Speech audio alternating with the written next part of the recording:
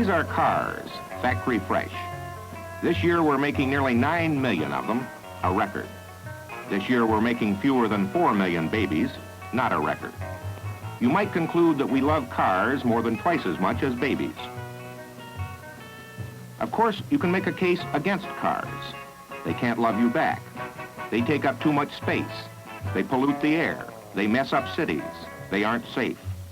But that is another broadcast.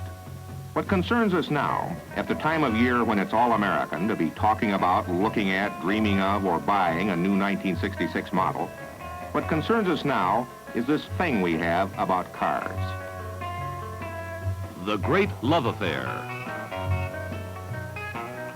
With CBS News correspondent Harry Reisner.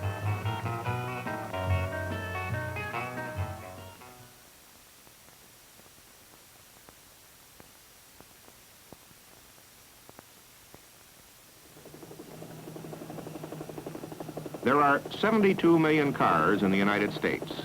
If you're 65 years old, there are more cars alive today than there were people when you were born. Below us is Santa Monica Freeway, also pointed to past San Pedro, again to the slow traffic on the outbound Santa Ana Freeway. We'll continue on westbound, check the rest of Santa Monica, also the Harbor Freeway. Reporters go up in helicopters to sort it all out. They look over the major arteries to see if any cars are bleeding through. If you stacked all the cars on end, bumper to bumper, they'd reach to the moon and a quarter of the way back. What a mess we got below.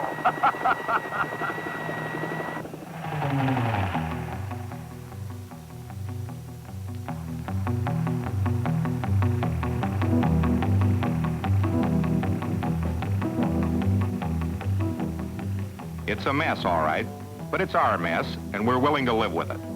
What it is, we're making all these four-wheeled toys faster than we can think up good names for them. We have to use them for something. So nobody walks to work or to the corner for a loaf of bread anymore. The housewife does her walking in the parking lots. She's out from in front of the stove and in behind the wheel.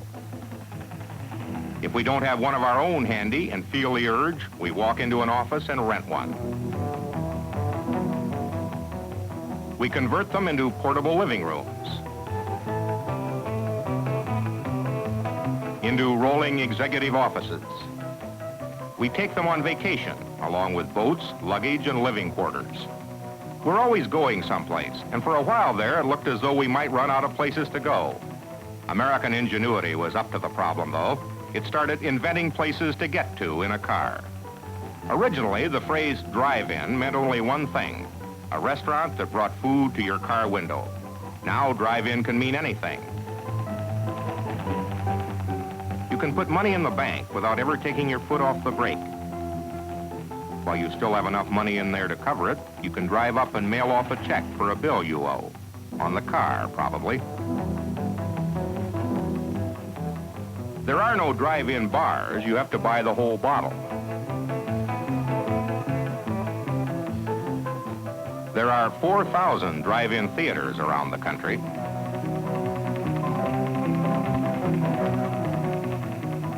The main feature starts at a different time in every car.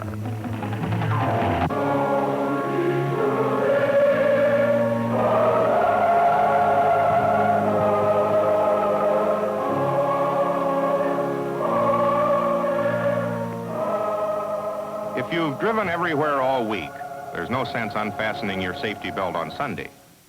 Welcome to Southern California's original walk-in drive-in church.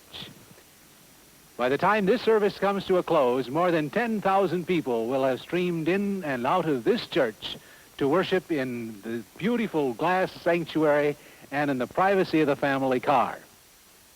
We had a great, big, wonderful dream of building a walk-in drive-in church like this, where people could sit inside a sanctuary or in the privacy of their car, hearing the spoken word and the great organ and the choir through hundreds of high-fidelity speakers, while fountains leaped in the sun-drenched sunlight, and while we listened to birds singing in the trees and flowers blooming. I'm delighted to announce today that our dream of a chain of walk-in drive-in churches from San Francisco to San Diego is developing beautifully. So, welcome to Southern California's chain of walk-in drive-in churches on this beautiful, beautiful morning. Southern California is more completely devoted to the automobile than any other region. If cars were water, Southern California would be declared a national disaster area. Attending church in a car does not seem unusual to those who come here regularly. It's a non-denominational church. You can come in a Plymouth, a Rambler, a Cadillac, anything. One half the total land area of downtown Los Angeles is devoted to cars, roads, parking lots, junkyards, drive-ins. By 1984, there will be twice as many cars as there are now. Logically, that would mean the end of Los Angeles. Will anyone care? Will anyone even slow down to look? What we have here is more questions than answers. All anyone knows is we've got this thing, this involvement with the automobile. It's all mixed up with status, the national economy, sex, and transportation. That's some mix-up, and we start getting into it early. The kids have pretty much given up toy soldiers. In the average sand pile, it's toy cars over dolls, 2 to 1. The same ratio as adults are producing automobiles over babies.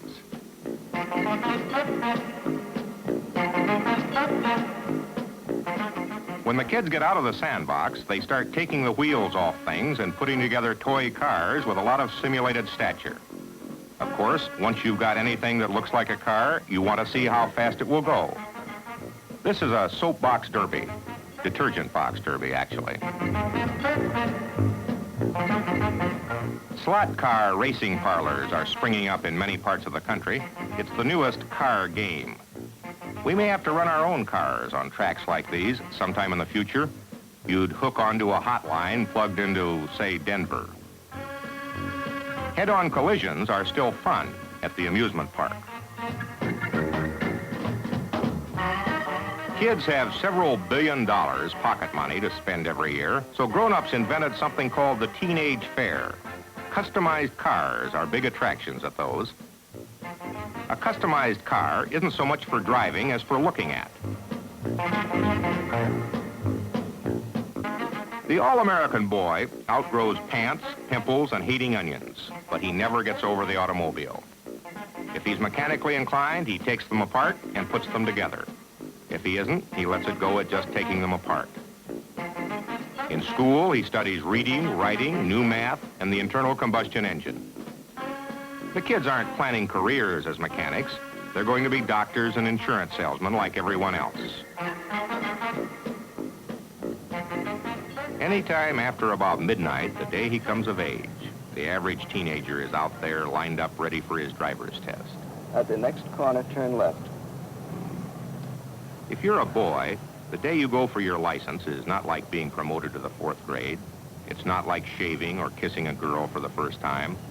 The day you go for your license is the biggest thing that's happened since you were born. Stop alongside of the car on the right, back in and park behind it.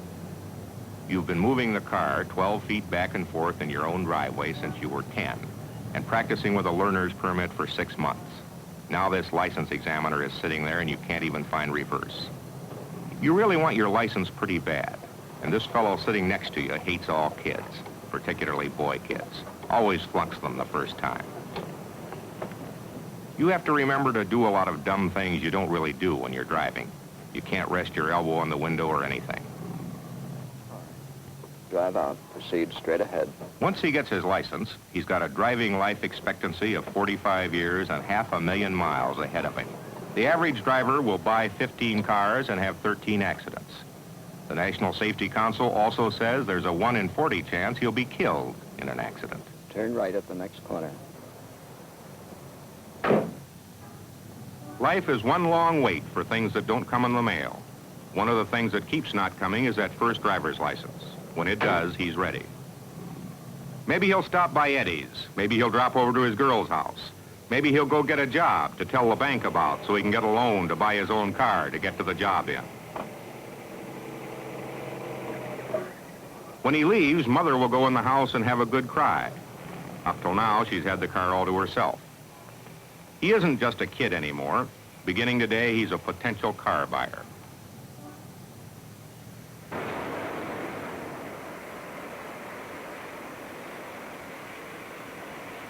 These men are preparing a virgin Chevrolet Impala for sacrifice on the altar of the great god advertising.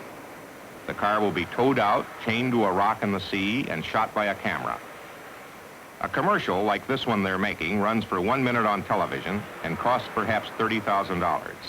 When you buy a car for $3,000, about $6,250 of that is to pay for what it cost the company to interest you in the car in the first place. You may say to yourself, I'm never going to park my car on a wet rock 200 yards out in the ocean. Advertising is nonsense. Well, we're all in on that. Advertising may be nonsense, but it's beautifully done, and it's the way we like to be advertised at. Almost everyone will recognize the result of all this labor, which introduced the '65 Chevrolet to a waiting world.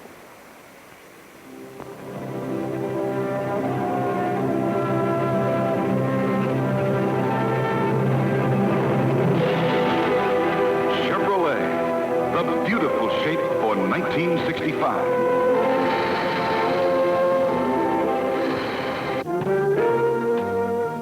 The car commercials all promise a lot besides transportation.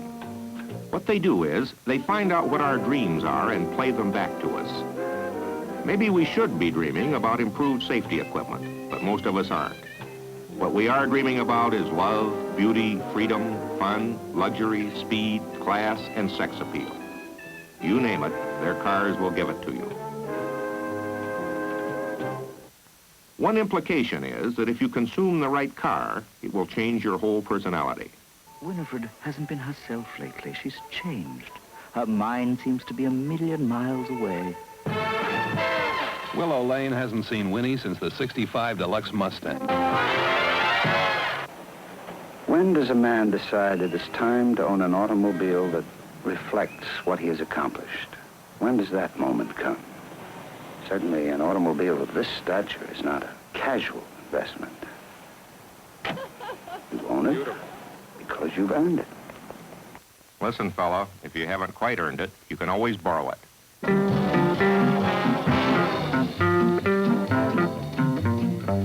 With the right car, you may find romance anywhere. Get a Fury, partner, a real mover. Underneath, red line tires, heavy-duty springs, shocks, stabilizers. Give the 442 terrific road sense.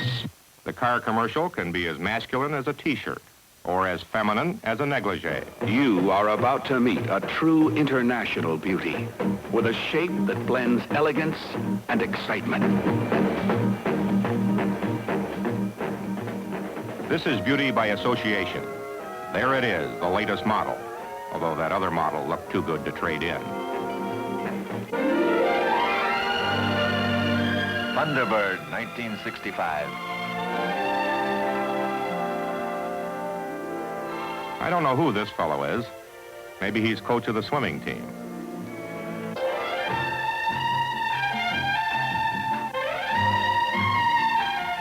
Well, maybe not. When he looked over a Mustang hardtop at his Ford dealers, he discovered some pretty unexpected features inside. That's optional equipment, of course. One thing you notice about car commercials, the car is always in a field or by a lake or on an open road with no other car for miles around. It's never caught in a traffic jam. Actually, you notice two things about car commercials on television. Sometimes they're the best thing on the show. They ought to be. They often spend months choosing exactly the right words.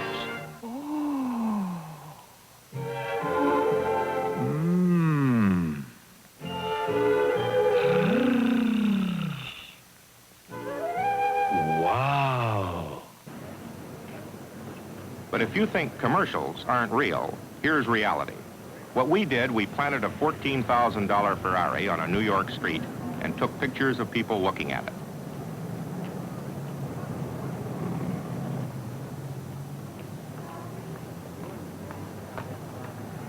There's not even a girl in a bathing suit in there, just car. If you own one of these, you matter. People like Jimmy Stewart, Governor Rockefeller, ex-King Leopold of Belgium, J. Paul Getty. Francoise Sagan drives hers barefoot. These people never expect to own a Ferrari. They're just car fans. If it could write, they'd ask for its autograph. Forget it, dear. We still have 9 payments left on the 63 Ford. Program all the cars, program all the cars. It doesn't cost anything to look at a new car on the street, but every year a lot of people pay money to go see all the new cars at an auto show.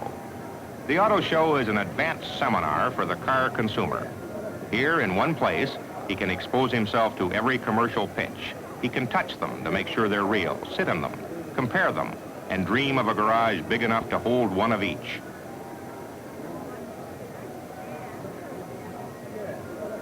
Those at the show share a common emotion. They love cars. It's quite a personal thing with me. It's just like, some people like a good hunting dog or a rifle or something along this line. With me, I enjoy the automobile. May I ask you what kind of car you drive? Did you rate it as excellent, good, Yes, sir. fair, Very excellent? That's very good. I've been waiting for a Rambo to come out with a car like this. I think this is the car that the young man of America wants. It seems like a Futurama car. The car makers are confident of their product, but they don't want to leave any stone unturned, not if there's apt to be a sale under it. So a lot of them attract attention to their models with models. Stop or not.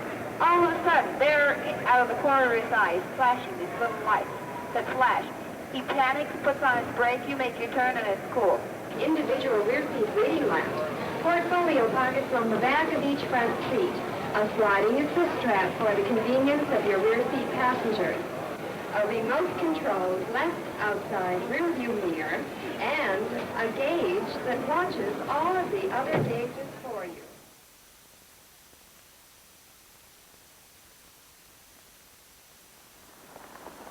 Your local car dealer is the next stop after seeing the commercial, going to the auto show, or spotting something you like on the street. What are we all interested in? We're looking at the Impala. Impala? Convertible, maybe? No. What did you... Standard 6. Uh-huh. 6-cylinder. Mm-hmm. Just white walls and 2-door. Yes. Had you thought anything about color? The showroom is unique in a land where there's a price tag on everything, and that's what everyone pays. There's a price tag on cars, but that's not what anyone pays. Millions of otherwise honest Americans approach a car dealer with a plan for beating him out of a couple of $100. It's fun for the whole family.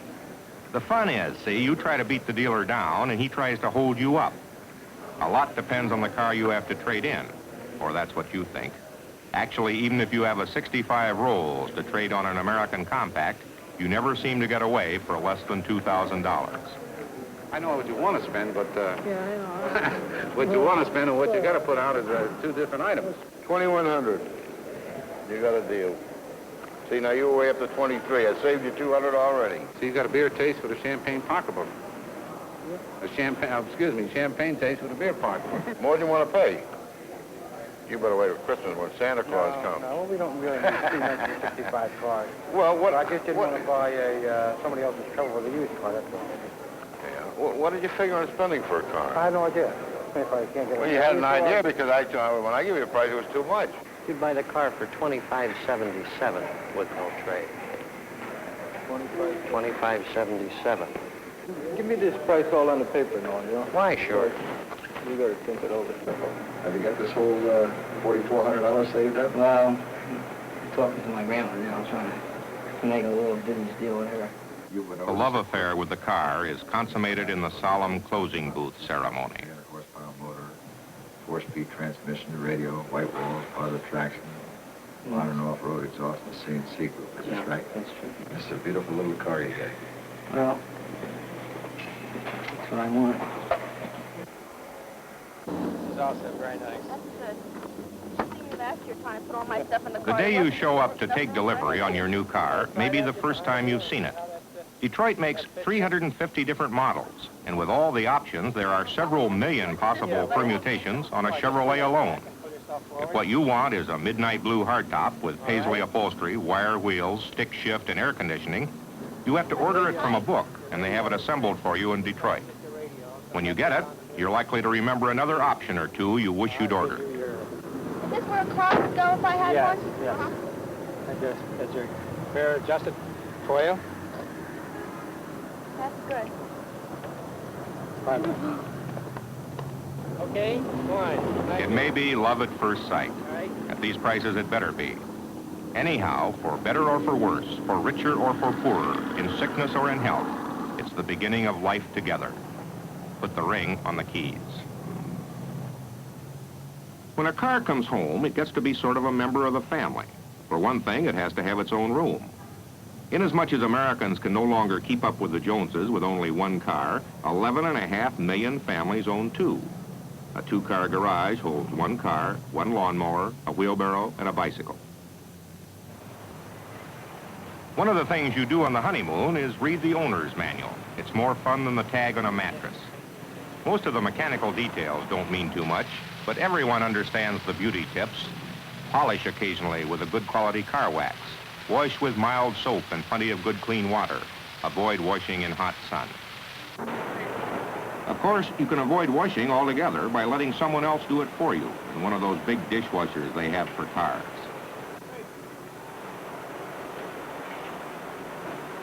When you start patronizing places like this, you've begun to explore the fringe areas of our car economy.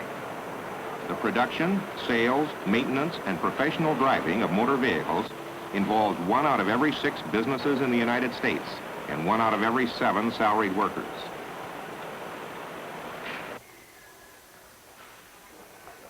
There are a great many places to spend more money on your car after you've bought it.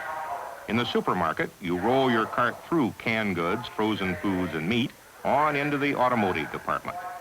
They'll sell you everything from soup to nuts and bolts for your car. There are plenty of medical supplies, but most of the items have nothing to do with how a car runs, just how it looks. We like to buy them a toy once in a while, too. Since they did away with radiator caps on the hoods, squirrel tails are out.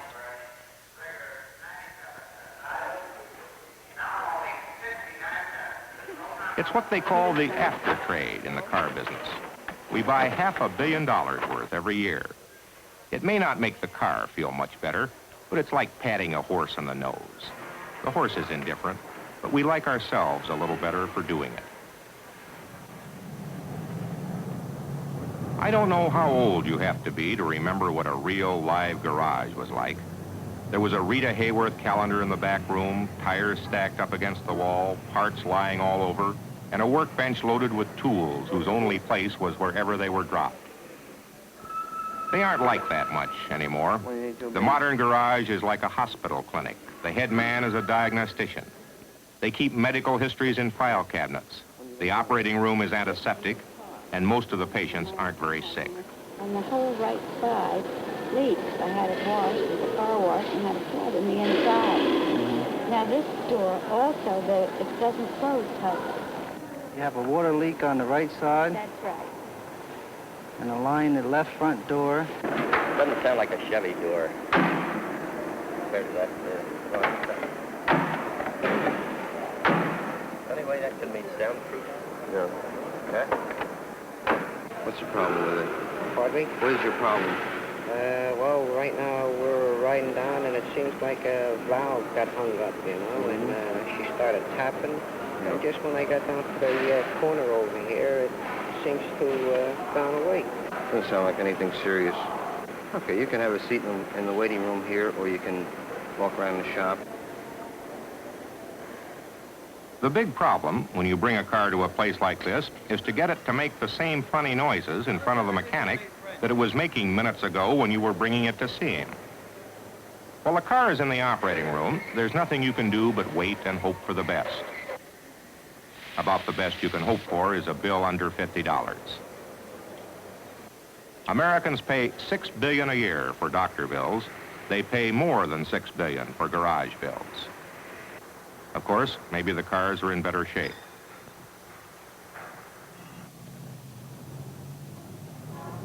The service garage is like the general practitioner who handles anything from a head cold to an appendectomy.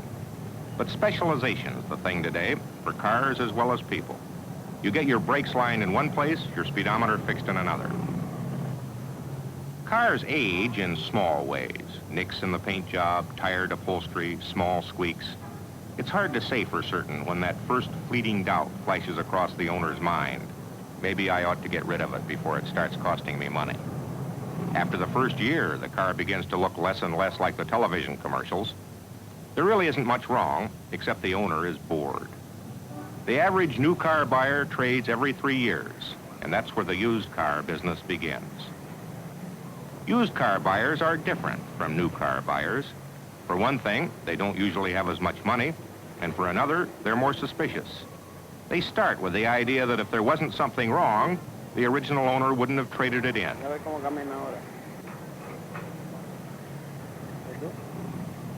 Oh, you don't intend to trade your car? No. Then I can give you a price on this car. Yeah. It's as low as we can possibly take. How much will As long that as be in there's no American trade. money? Well, what year primarily would you be interested in? Well, a Cadillac, I would like a 62. I'd like to start with a 62 so I can work up to a new one. I mean, Well, let's face it, I what year can't start with a brand new one. The fact that you can't really afford a car doesn't stop a used car man from selling you one. And I told you before, if the car starts, I want more money for it, though. I thought how rag. One thing about oil, it's always pretty slick, just like the salesman. Let me see what I can do for you credit-wise. It's possible maybe I may not be able to finance a $5 bill. I don't know yet. Let's see, what's your last name? In the second-hand closing booth, the salesman sounds like any stranger you might meet at a cocktail party. You married, single, separated, or divorced? Married. How many dependents do you now claim on your job? 4. 4 dependents? Do you have a checking or saving account with any bank? No. Do you owe any money to the... The salesman isn't selling cars so much as credit. What happens is, he arranges for the loan company to lend the man the car, so he'll have some way to drive back and forth with the time payments. Usually there's a point where a fellow stops thinking about the car and starts worrying about the money. Have $150 now? Yeah, well, as I said, I would still think about it first, though. I don't mind you thinking about it. And I give you all the time you need to think. Take 2 minutes. I was just looking Let me at ask you a question. The only reason you're here is because you're thinking of buying a car. You had a toothache if you buy the dentist, isn't that correct?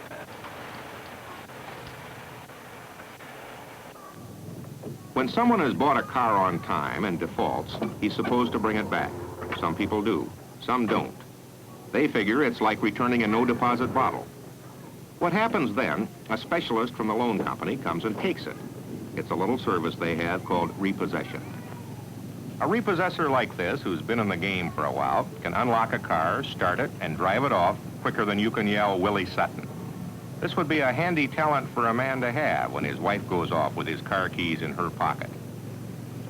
They give you a few days to pay up, and then they sell the car, often back to the man who sold it to you in the first place. Americans owe $25 billion on the cars they drive, which works out to something like $225 apiece for every adult in the country. For quite a few people, this is the way the love affair ends. He drives it off, you come down in the morning, and all that's left is a parking space.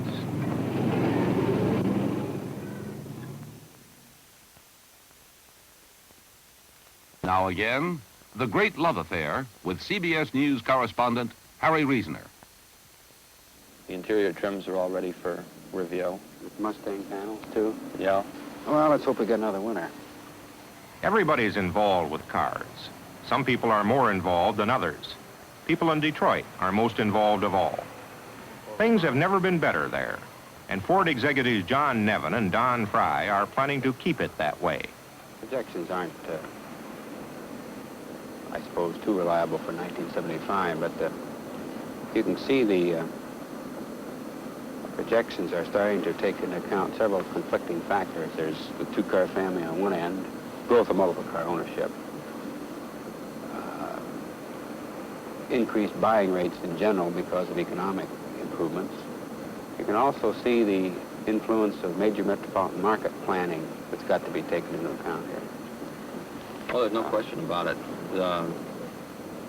I'm sure the future in many parts of the country is going to involve an automotive method of transportation that's very much oriented to a rapid transit system. You know, you walk through that museum over there and you see the kind of evolution in transportation from bicycles and carriages to what we've got today, and there just isn't any evidence that this is going to slow down. And You remind me to remind myself, as I did this morning a couple of times, that we're in the transportation business. I'm not sure it's going to be Mustangs in 1975, but it'll be something. No, and you can be sure it's going to be different. Whatever Detroit is doing, people seem to like it. A few years ago, people who were proud of not having a television set wouldn't buy a Detroit car. They were out then. Now they're in. It's okay to drive to a foreign movie in a Pontiac. In 10 years, the median age of Americans will be under 25 years, and our cars are getting sportier as our population gets younger. Detroit has found out what people want, and they will make as many of them as people will buy. I think, eventually California will be paved. With the possible exception of Lake Tahoe. Yeah. Everybody's moving to California, and they're paving. Yeah. I mean, can you have a country that's in love with automobiles and not have a country that's all highways, for example? Probably not. Some people think all the cars Detroit can make is too many. The people at this party know a lot about cars, and they're having an intellectual talk about them. This is a former racing driver named Dave Davis. It's his whiskey they're drinking. T.C. Brown, the other handlebar mustache, digs motorcycles. John Fitch makes sports cars. Steve Smith used to race. This is Tom Wolfe, a writer. And that's because, like, they're wrecking the city with this concrete nonsense. And, at what cost will this access in and out of town be accomplished? All right, there's another solution, and it may be even a better solution. For instance, with New York City. Why should anybody be allowed to drive a car in New York City in the first place? They shouldn't be allowed to drive a car in New York City. Because, but you want exceptions immediately. The abridgment of personal freedom. That's it. Between John Fitch's position that the automotive industry is the foundation on which the prosperity of America rests, and the free right of a guy to do anything, even a bad thing, we got this, what we got now. They have had a great deal to do with the development of our economy. I think the economists and the people who study this sort of thing call it the mobility of labor, which means that Dave can live in Brooklyn Heights and get up to 1 Park Avenue in 16 minutes in a car. This is the mobility of labor that, to quote a lot of people, has made this country great. Lawrence Pomeroy said that the automobile will take its place with the horse and the sailboat. It's a means of sport, it's an area of sport, and not a means of transportation at all. There will be more efficient means of transportation. When you want to go long distances, you get a jet or a rocket liner, and you're there in an hour or 10 minutes or whatever it is. And we're not really concerned with transportation per se. We're concerned with the attraction that automobiles have, emotional. It's what the six-gun was to the West. The automobile is the great equalizer. Right. And you don't have to feel inferior to anybody when you're in some kind of automobile that is on a par with theirs. All you have to do is you show up with your car, and that is an immediate statement about yourself. And there aren't any ifs, ands, or buts. You either have a better car or you don't. Well, I was interested when I went out to California in 1963 to do a story on kids who make custom cars out there, to just find what I was running into, which turned out to be a whole aesthetic world that's based completely on automobiles and completely unlike anything that I had ever known about in the East. And this was a phenomenon in which kids starting at about age 17 or 18 and going up to age 35 or 38, and some of them 40 years old by now, would live the life of artists, but in terms of automobiles. They would open a garage, do collision work to make enough money to build their own custom cars, create them right from the axles on up. And they would act like artists. At first they would work hard enough to pay the rent, and then finally they couldn't stand it anymore, and they would just starve, and the garage became like a garret. The car is much more of a sheer means of aesthetic expression than we've ever thought of it as being. The point is, basically, that automobiles don't have anything to do with transportation, and that they are an extension of one's ego.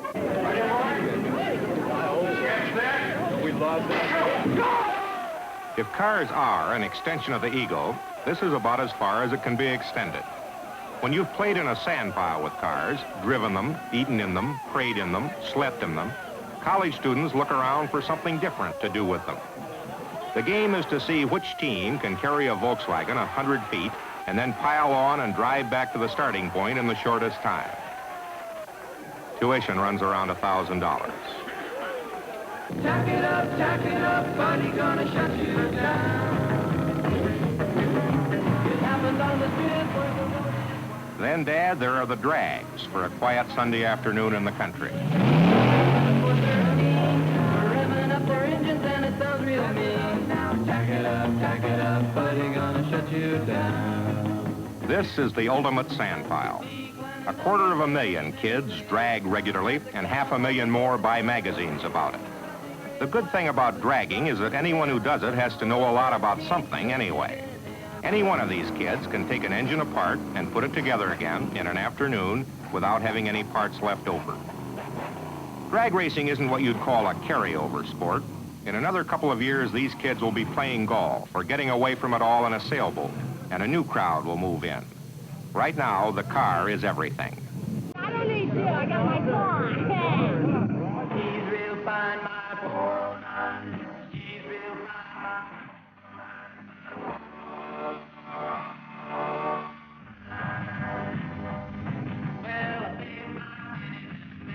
time.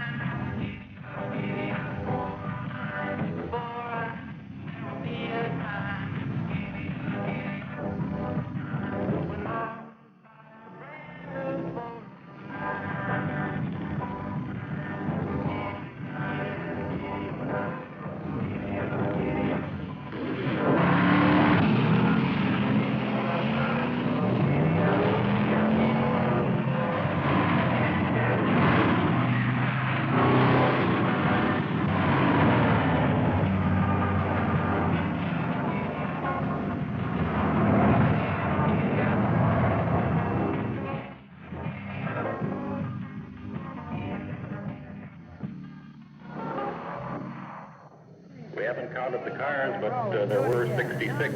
At Sebring, Florida, the professionals race another way. They go round and round. Green goes up.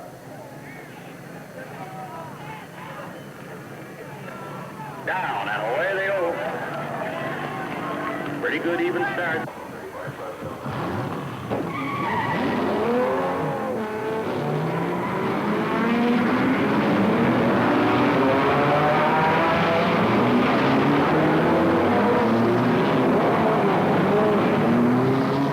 The race is for 12 hours, and the winner is the man who goes the farthest in that time. It makes it more like normal vacation driving. You know, the winner gets the motel room. Car racing is the second biggest spectator sport. Horse racing is biggest. The difference is that car race fans are watching the cars, and horse race fans are watching their money.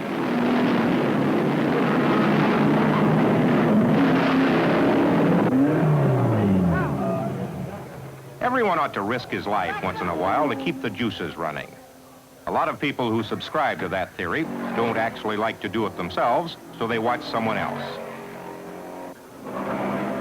They don't come to see a crash, but if there were never any crashes, they'd never come.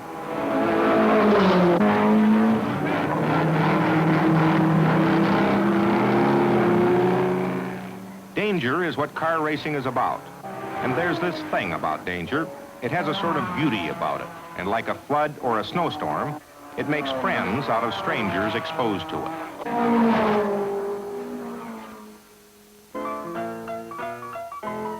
This man isn't racing, but his car would go almost as fast as the ones at Sebring if he put his foot down. It's a 1933 Duesenberg, and the owner driving it is the gambling king of Reno and Tahoe, William Harrah. He collects money and old cars. No one knows how much money he has, but there are 1,094 classic cars in the Harrah collection. What he's after is one of just about everything made before 1950. It's already the best collection in the world. People get pretty sentimental about old cars. If you can't remember the year something happened, usually you can place it by the car you owned at the time. I was an Essex baby in my family. If you buy a new car this year, it'll drop a lot in value as you drive out the showroom door. 5 years later, it's down to 25% of its original cost. And in 10 years, it'll be hard to give away. Don't give up, though. If you can hang on to it, it starts back up again in about 20 years. By the time it's 40, you'll be able to get the original price back on it, and maybe much more. Hera is reported to have paid up to $50,000 for some of these. The thing to do is to get rich enough, young enough, so you can buy a new car and put it away for 50 years.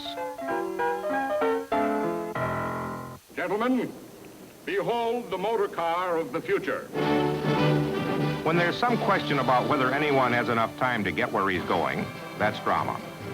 People are always getting themselves into this situation in cars, so naturally cars have been used in movies. They used to be bit players, but recently the car has come into its own as a star.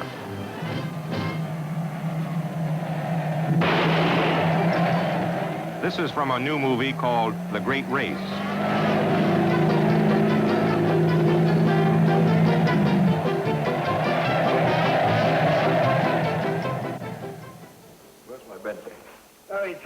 The car everyone really wants, that Detroit doesn't make, was in Goldfinger. You'll be using this Aston Martin DB5 with modifications. Now, pay attention, please. Windscreen bulletproof, as are the side and the rear windows. Revolving number plates, naturally. Valid all countries. We've installed some rather interesting modifications. You see this arm here? Now open the top and inside your defense mechanism control. Smoke screen, oil slick, rear bulletproof screen, and left and right front wing machine guns. Now this one I'm particularly keen about. You see the gear lever here? Now if you take the top off, you'll find a little red button. Whatever you do, don't touch it. Now, why not? Because you'll release this section of the roof and engage and fire the passenger ejector seat. Ejector seat? You're joking. I never joke about my work, 007.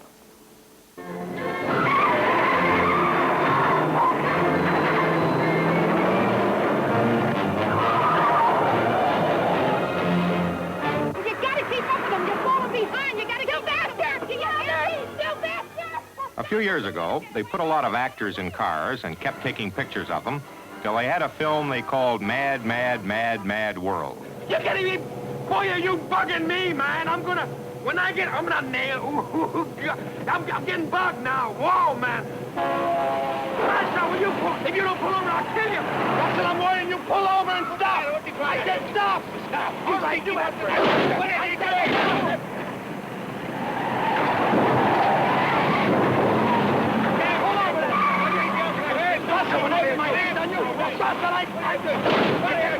Art imitating life again.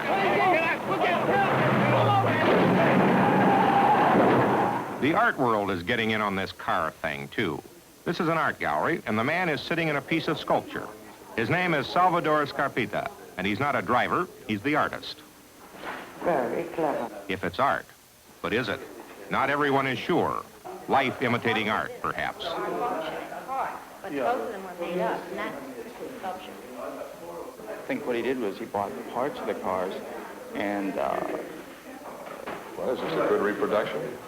It's not a reproduction. They're actual cars. I don't know if they're selling them as sculpture, I guess. To me, I look at them in the same way that you look at a canvas. I don't... if a guy can love a piece of canvas, he can love an automobile, too.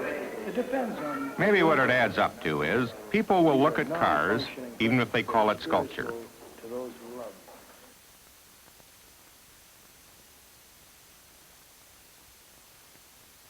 Now again, The Great Love Affair with CBS News correspondent Harry Reasoner. There are certain things about any love affair that are too painful to talk about. Is the right key, sir? That's the right. The thing that's almost too painful to talk about with cars is sometimes they betray you. No, not quite. Any car can overheat, run out of gas, or blow a tire. The sense of betrayal comes when you blow a tire and then discover you can't open the trunk to get at the spare, or the jack, or the luggage packed for a weekend in the country. I think I see the latch. Yeah, I just tried to release the latch. It's a great predicament to be in.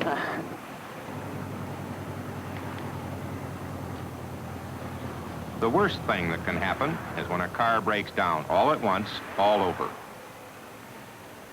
Well, I heard a couple of bangs just before I got here, so I figured probably the blade snapped off. But you don't know when the fan valve came off. No, I don't know when it came off. Now she won't start But at all. it was going until I got here. So how was it generating? I must have been generating right till I got here. and Well, tried you to could have been start. operating on the battery for quite some time. The only problem is that right now she won't start. Give it another try. All right.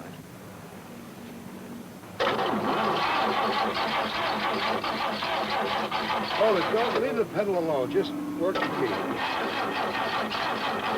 Hold it, sir. Your spark is weak. Your ignition system is weak. The generator belt is not seated properly on the generator here. Everything's working against it. I would say the best thing to do is get towed off. Just sit in the car and they'll hook you up and tow you down because there's no point in doing this.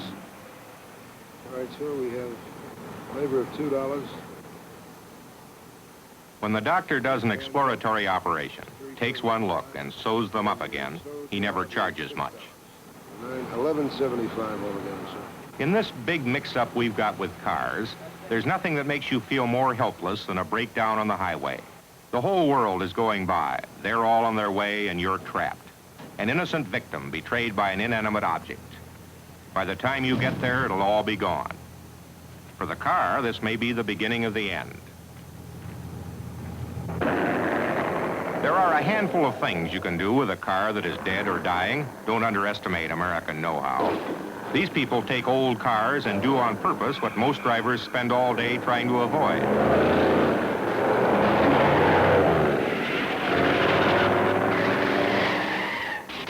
Is there a doctor in the audience? Preferably a psychiatrist?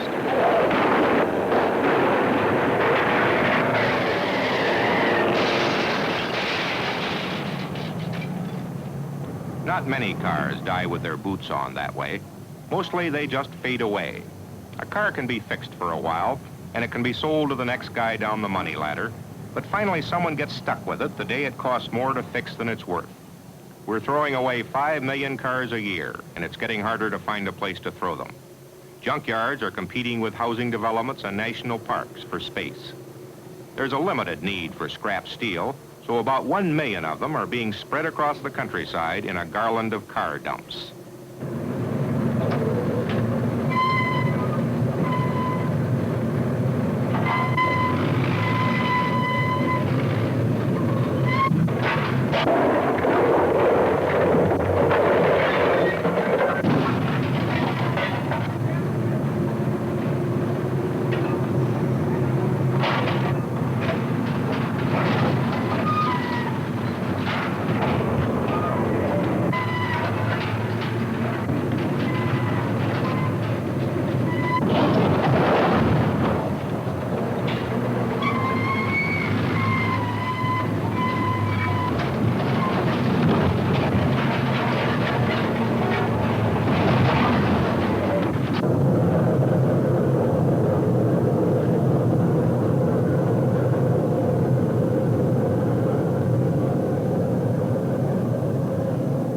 Dust we art, to dust returneth. With steel, it takes longer. Nowhere is our passion to consume more evident. You wonder how long, at this rate, it will take us to convert all the elements of Earth to our own uses, consume them, and throw them away. We could press these wrecks into the shape of missiles and get rid of them by sending them into permanent orbit.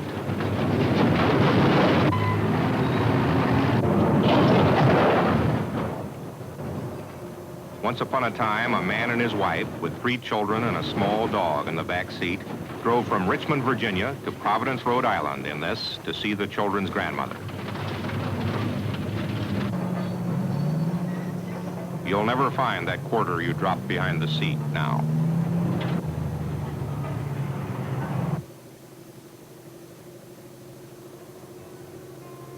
The car is dead, long live the car. The maternity ward rolls past the graveyard, wheels on wheels, a trainload of transportation, time payments, jobs, status symbols, accident statistics, and pleasure. There they go to market. It would be possible to conclude that we are going a lot of places we don't have to get to, much faster than is safe, in something we can't afford to pay for. On the other hand, if what we are doing is good, the more we do of it, the better. With our cars, we are doing more of everything, tinkering with the fourth dimension, stretching the time of our life by compressing distance. Any way you look at it, the great love affair does not always seem to make good sense. But then, good sense has never had anything to do with love. All a modern American man asks is, a jug of wine, a loaf of bread, and thou beside me in a new car. This is Harry Reasoner. Good night.